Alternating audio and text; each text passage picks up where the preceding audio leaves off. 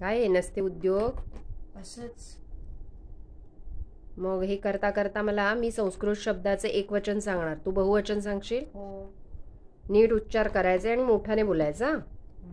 बालकः, बालकाः, वृक्षः, वृक्षाः, शिक्षकः, शिक्षकाः, चषकः, चषकाः, कंसः, कंसाः, दीपः, दीपाः, आसन्दः, आसन्दाः, वृद्धः, वृद्धाः, चमसः, चमसाः, स्यूतः, स्यूताः, मार्गः, मार्गाः, घटः, घटाः, काकः, काकाः, कन्दुकः, कन्दुकाः, वानरः, वानराः, गजः, गजाः, मयूरः, मयूरा, दन्तकूर्चः,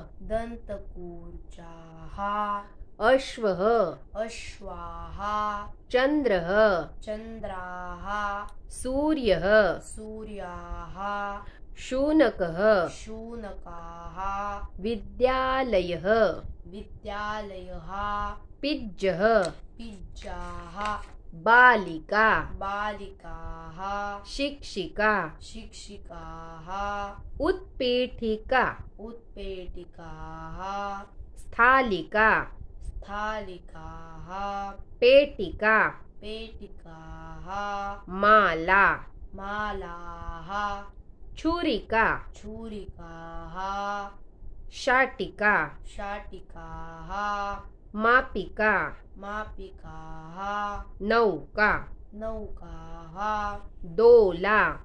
दोलाः, पुनः एकवारं. दोलाः, द्विचक्रिका, द्विचक्रिकाः, कुञ्चिका, कुञ्चिकाः, दीनदर्शिका, दीर्घदर्शिकाः,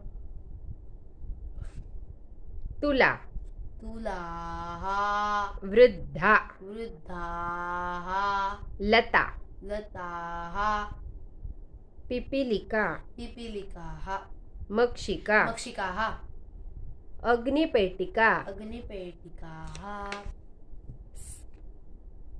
थँक यू. बाय. धन्यवाद.